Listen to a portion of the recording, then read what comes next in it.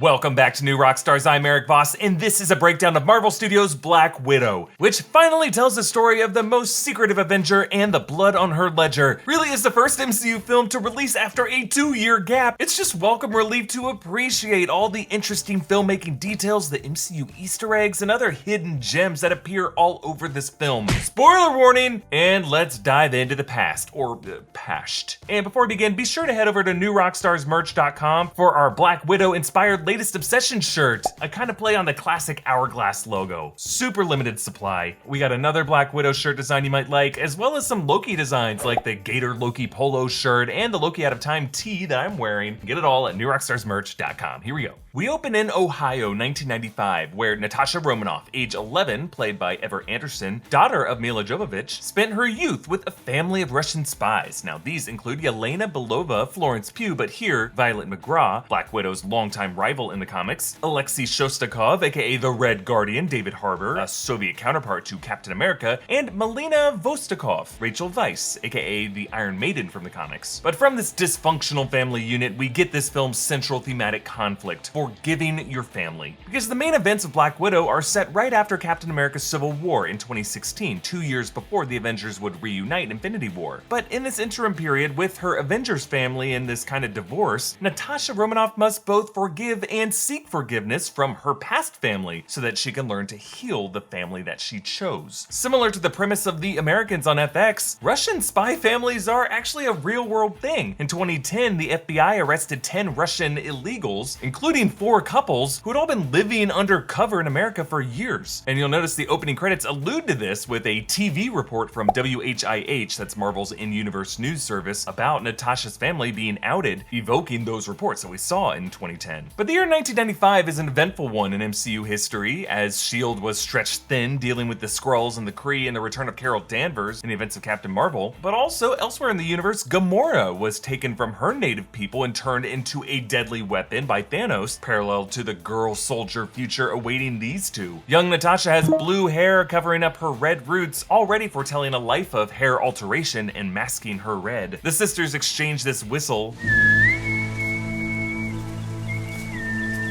which they echo to say goodbye at the end of the film.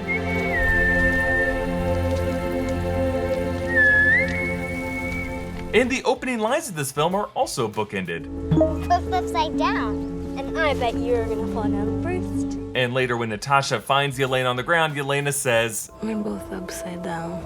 After stealing a secret government disc, they have to flee, and they play Yelena's favorite song, Don McLean's American Pie, a song about the 1959 plane crash that killed early rock and roll stars Buddy Holly, Richie Valens, and the Big Bopper, a song that many interpret as a kind of allegory for American pop culture throughout the 50s and 60s, with all these crazy specific references that Don McLean has cryptically never acknowledged what they actually mean, but generally it is about American disillusionment of that era. But interestingly, Yelena just likes the song for its simple, catchy melody, not really realizing the darker truth of the lyrics, much like the way she sees her life in Ohio as just pure and genuine without really understanding the darkness of what's going on. Notice how the song plays over some departing images of Americana, including a football game, recalling the lyrics of the 4th verse of American Pie about a football game halftime marching band refusing to leave the field, which some say could have really been about the Beatles' rock takeover with Sgt. Pepper, and in the shot you can see the marching band on the far end of the field there. When they get to the plane, Alexei clears the way by showing some surprising super strength. Notice how the trailer flips with just a solid thud, no bounce, just a subtle animation effect showing how heavy this thing is. Now they're pursued by S.H.I.E.L.D. SUVs, not those of the FBI or even the local PD, indicating that they're not being chased because they're Russian spies, but because they interfered with a S.H.I.E.L.D. operation, which we learn more about when they arrive in Cuba and meet with General Dreykov. And the North Institute. Ashes. Yes, the North Institute is from a 2004 run of Black Widow comics. The Institute worked on behalf of the Gynecon Corporation. I know, it's called the Gynecon Corporation. But they were killing off Widow agents after they purchased Russian biotech from the Red Room's successor. But in this film, it's a similar program but run by S.H.I.E.L.D., which was secretly run by Hydra at the time, in conjunction with their Winter Soldier program to produce a cellular map of the inner brain for chemically induced mind control. But Dreykov is a familiar name in the MCU, first mentioned by Loki all the way back in the first Avengers film. I got red in my ledger. I'd like to wipe it out. Can you? Can you wipe out that much red? Dreykov's daughter. And yes, we will meet Dreykov's daughter very soon. But these opening titles are scored by Nirvana's Smells Like Teen Spirit, but covered by Think Up Anger featuring Malia J. Now this song was written by Kurt Cobain as an anarchic anthem for disaffected Gen Xers, but now through this female voice, it's used to convey these girls being converted into mindless assets for the interests of the powerful. Notice how Natasha breaks away to give Yelena something folded. This was the photo booth strip that she took from the car, which Yelena later uses in the movie to mark her message for Natasha. The montage shows a close-up of Dreykov's ring, which later is the key that Natasha uses to unlock and download all the Red Room data. The montage shows footage of them staging home videos of Christmas and other holidays, as Natasha reveals later that all the photos in their albums were shot on a single day with different backdrops to make them look like a convincingly American family. We see a close-up of a red hair bow rotating to become the hourglass shape of the Black Widow logo, now on a human target, similar to the ones Natasha remembered shooting at in her Red Room flashbacks in Age of Ultron, but were actually people. We see imagery of the North Institute file and pigs, a clue for how Melina will use the North Institute data to test mind control on pigs first, but then later on humans that are being used as metaphorical pigs for the slaughter. And then all these crazy photos of Dreykov, photoshopped into photos with various world leaders, including Jimmy Carter, Bill Clinton, Boris Yeltsin, Condoleezza Rice, and Vladimir Putin. Yeah, so much for this guy staying in the shadows. And we catch up with Natasha Romanoff 21 years later in 2016, right after Civil War when she was on the run. William Hurt returns as Thaddeus Ross and says, Natasha Romanoff is in violation of the Sokovia Accords. She assaulted the king of Wakanda. Make an example out of her. Yes, referring to the superhero registration law that Captain America refused to sign, and Natasha, despite initially agreeing with Tony Stark, swung over to Team Cap by attacking Black Panther to allow Cap and Bucky to escape. And Ross tells her, We got Barton, we got Wilson, and the other guy, the incredible shrinking convict. referring to the members of Team Cap, who at this point were still imprisoned on the raft, including Hawkeye and Falcon, and the incredible shrinking convict is Ant-Man Scott Lang, and I love how he uses the Hulk's incredible moniker for that. Natasha brings up Ross's triple bypass surgery that he used to explain his absence at the start of Civil War, but she slips on by actually being on a ferry to Norway. Girl, I'll get you, Black Widow. In Morocco, adult Yelena Belova leads a team targeting an older widow, Roxana, who sprays Yelena with the antidote to the widow's chemical subjugation. I like how during their knife fight, Yelena drops the knife from one hand to the other. I love that move. Natasha actually later uses it while fighting Taskmaster, just showing some of their parallel training there. We first meet Taskmaster as they watch footage from the Civil War airport battle of Hawkeye fighting Black Panther. That was actually updated from the trailer version of the shot that showed Taskmaster watching footage of Natasha in Iron Man 2. So in the comics, Taskmaster is Tony Masters, a mercenary and assassin with photographic reflexes that mirror the combat style of any combatant. But this film changes the character to, as we learn in the third act of the film, Antonia, Dreykov's daughter, with all of her mirrored fighting not being an innate physical skill, but instead based on some fighting analysis algorithm in her heads-up display in her helmet and the chip that's in the back of her head. So she's a bit more Terminator-y now. But I'll say this is similar to the upgrade in Iron Man's Mark 46 armor that he used to also predict Cap's fighting combat style in Civil War. In a safe house, Natasha meets her contact, Rick Mason, Otifek Benley. Passports, a couple of local driver's licenses. Fanny Longbottom. Yeah, later on in the post-credit scene, Yelena names her dog Fanny. And then this exchange. Just some mail and personals from the Budapest safe house. Budapest? Yeah, Budapest. No, it's Budapest. Budapest. Budapest. Budapest. Yes, Natasha is using the Hungarian pronunciation, calling back her exchange with Hawkeye in Avengers. Just like Budapest all over again. You and I remember Budapest very differently. Natasha looks at some blonde hair dye, setting up how she will change her hair by the end of this film to set up her look in Avengers Infinity War. And she watches the 007 Roger Moore film Moonraker, with some surprisingly similar plot points as Black Widow, including a skydive parachute sequence that people definitely should not have survived, and a hidden base floating in secret above Earth. But Taskmaster attacks Natasha using a shield with a discus hurl that she likely got from watching footage of Captain America. And I love this detail. When Natasha crawls out of her vehicle looking for Taskmaster, notice how the vehicle suddenly stops teetering, even though without Nat, nothing would be weighing down that side of the vehicle, telling us that it was Taskmaster who had landed on top of it. Natasha tries to take down Taskmaster with her classic scissors maneuver, but Taskmaster uses it right back on her. Now within Taskmaster's heads-up display, on the right are the words evaluating defensive measures, with on the left a predict percentage and a threat percentage, and then various pressure points on her body with percentages maybe to show how effective effective a blow to that region would be or how likely Natasha is to use it. And again, yes, this is very similar to Stark's Mark 46 tech, so much so that I'm wondering if a version or an early prototype of it could have been stolen from Stark's research. They do simultaneous flip jumps to their feet, something that Natasha remembers as a move she later uses in combination with the downward punch to release the antidote on her. And then in the second scan, Taskmaster's display shows 2 numbers per arm, the top of which may correspond to the likelihood she'll strike with that side, the bottom maybe meaning how much of a threat that strike would be. And then the directive has changed to redirect to primary target, meaning that all of this is being viewed remotely by Dreykov, giving her commands moment to moment. Natasha lassos Taskmaster to the overhead beam, but Taskmaster slashes it and swings into this acrobatic flip, maybe a move that she got from watching videos of Spider-Man that we know are on YouTube at this point, and knocks Natasha off the ledge, but with her, the vials. So Natasha takes these to Budapest where she spars with Yelena, and then after the fight she asks, What bullet does that? Bullets, arrows. Another reminder of Natasha and Hawkeye's past in Budapest. And perhaps this was some scuffle after their attempt to kill Dreykov, which Natasha reveals was the final step in her defection to S.H.I.E.L.D. Yelena didn't want Natasha to bring the vials back here. She wanted her to give them to her scientist friends of the Avengers like Tony Stark, but Natasha says they aren't talking. Just one example of how the Civil War really just left the world a less safe place. They're chased by other widows. One tragically breaks her leg, so Dreykov decides to terminate her remotely from his tablet. Yikes. Taskmaster chases them in a freaking tank, plowing through the cars on the street as they are fleeing on a motorcycle. And with Taskmaster's Terminator essence, it's just hard not to see this as an homage to the chase sequence in T2 Judgment Day. Natasha and Yelena hide from Taskmaster in a ceiling vent. Bart and I spent 2 days hiding out up here. The doodles include a Hawkeye arrow, some games of tic-tac-toe, and a game of hangman. It's hard to make out what the word was supposed to be, but based on the letters and the wrong letters already chosen, I'm gonna guess butterfly. A flashback shows that Budapest mission with Natasha tracking Dreykov's daughter.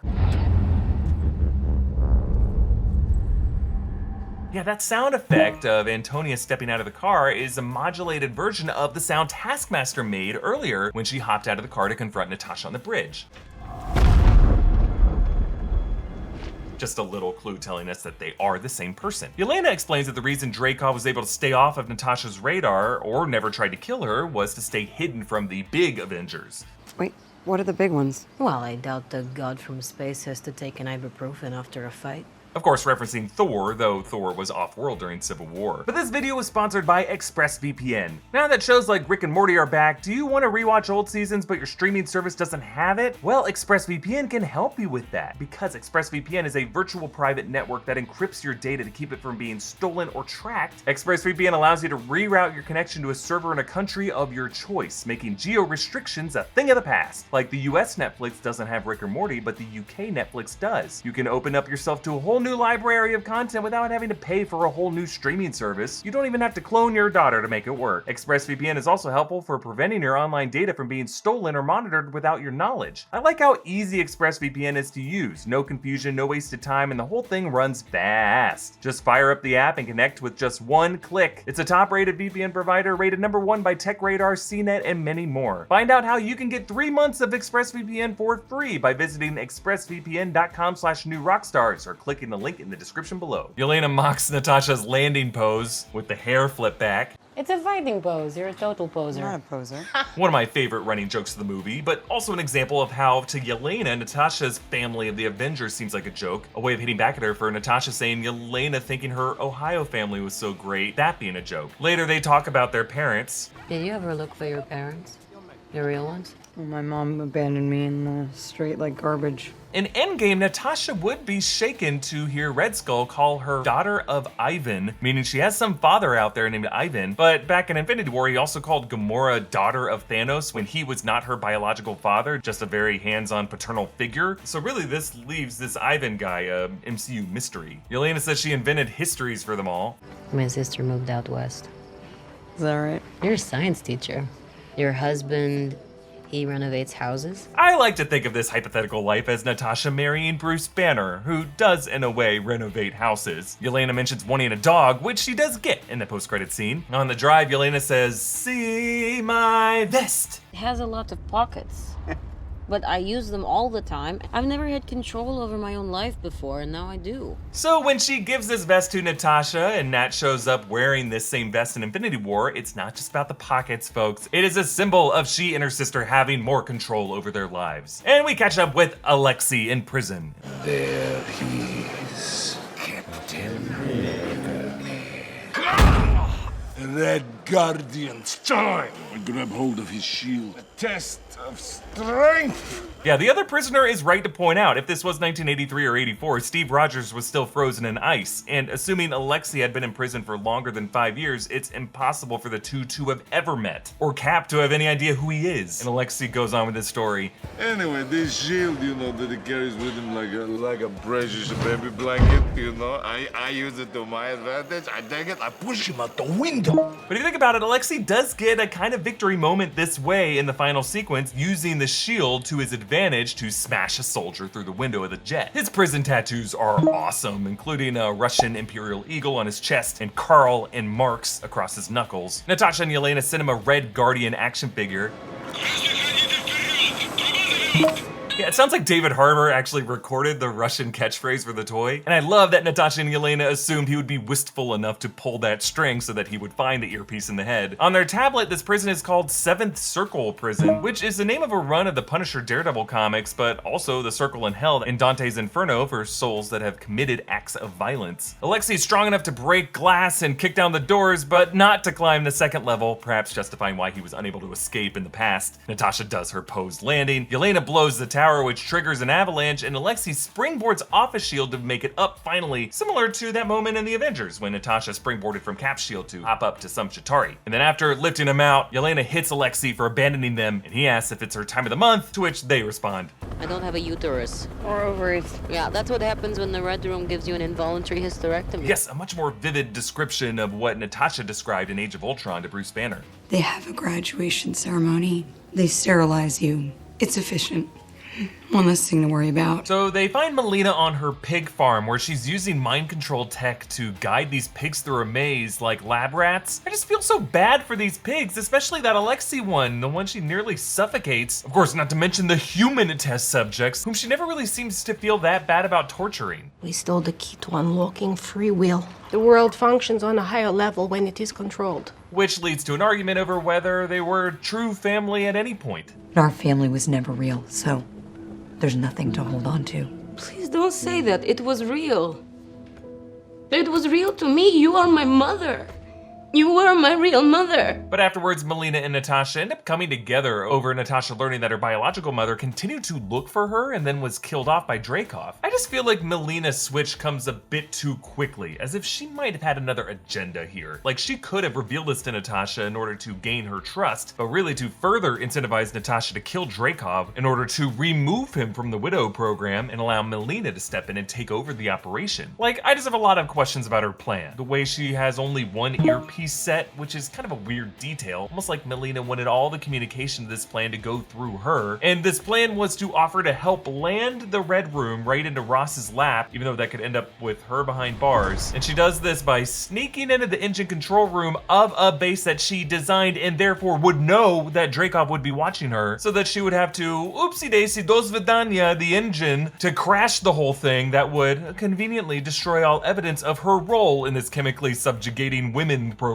I am just saying, things lucked out pretty great for the Iron Maiden. Let's keep an eye on that one. But back while they're talking, Yelena snaps at Alexei. The only thing you care about are your stupid glory days is the Crimson Dynamo, and no one wants to hear about it. It's the Red Guardian. Crimson Dynamo was another Russian Marvel villain for whom in Iron Man 2 they took the name Anton Vanko, Ivan Vanko's father, and Ivan's fake ID bore the name Boris Turgenev, who was the second Crimson Dynamo in the comics. Dreykov's forces arrive and Yelena finds Natasha, or who she thinks is Natasha, but in that closet the masks are no longer hanging and the red and brunette wigs are taken away, just a clue that Natasha and Melina must have swapped. And they go to the Red Room, a floating base somehow hidden in the clouds. Now you'll know how Dreykov stayed above the radar all these years. Kind of of a weird thing to say, but remember, Natasha is a big fan of 007, a genre where the villains tend to declare their plans aloud, and so by doing this, Natasha gives Alexei details that he otherwise might not have had, which might be why Taskmaster immediately re-sedates him. So Natasha, disguised as Melina, meets with Dreykov, who gets right up in her face right away. It's a pain in my ass.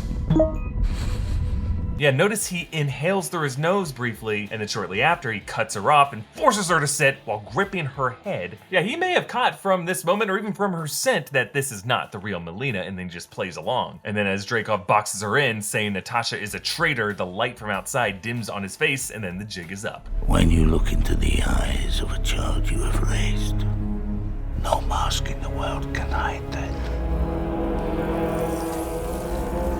Yeah, spy shit. Natasha previously used a similar mask in Captain America the Winter Soldier, and more recently Sharon Carter used one of these in The Falcon and the Winter Soldier. In Dreykov's office hangs a portrait of Rasputin. This was the mystic healer and advisor to the final Russian royal family of Tsar Nicholas II, reflecting how Dreykov might see himself as the man with the magic touch running the empire from the shadows, but really an empire that is about to topple due to a violent revolution. When Dreykov tells Antonia to reveal herself, she does so by hitting a specific button on her Buzz Lightyear panel, something Natasha notices and then later uses in the final blows of the fight on the ground to pop open her helmet so that she can spray her. Dreykov reveals he has been making Widow agents out of girls all over the world. It's kind of impossible to count all of them on the screen, but by going by the little red squares, since we know each of them is a face, it looks like about 48 rows down and at least 3 times that wide, so around 7,000 widows or more, which is an insanely huge army of assassins. But notice how this map shows no widows illuminated in the Wakanda region. Now this is still right after Civil War. Wakanda has not yet revealed itself as a major world power. People just think it's a small, poor farming country. But really, Dreykov's talk about toppling world empires really would not have upset the global status quo that much if Wakanda remained standing. And once Dreykov shows his cards by saying he runs it all from that control pad, Natasha responds, Thank you for your cooperation.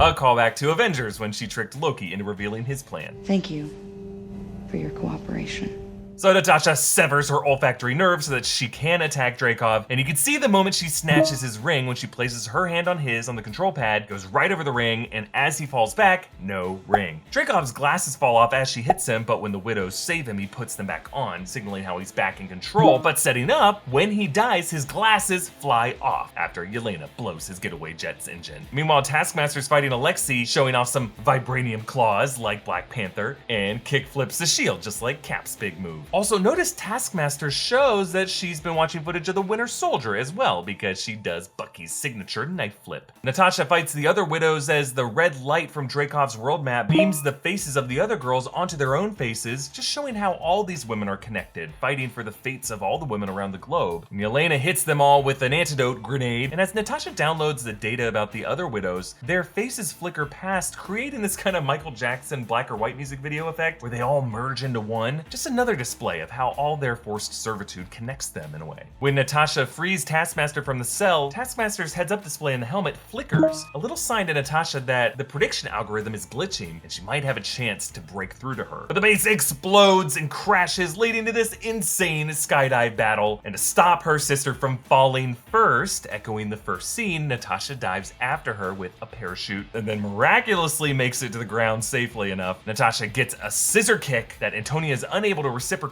so Natasha can open her helmet and punch the vial. In the aftermath of all this, the family makes their peace. If it can work out with the 4 of us, there may be some hope for the Avengers. Yes, this movie's way of linking the forgiving family theme with Natasha's coming conflicts alongside the Avengers, which Natasha echoes again in the final scene. It's funny, my whole life I didn't think I had any family. Turns out I got 2. So, one of them's a bit of a mess right now. I'm gonna go break a few of them out of prison. See if I can't help patch things up. With her short blonde hair and Yelena's vest, she is ready for when we would chronologically see her next in Infinity War. Now, timeline-wise, this would set all the 2016 events of Black Widow just in the few days during the epilogue of Civil War, linking back up with Cap as he broke the others out of the raft at the very end of that film. And then still leaving it a big mystery what they were all doing for 2 years on the run after this. And as she takes off in the Quinjet, the music is Alan Silvestri's Avengers theme.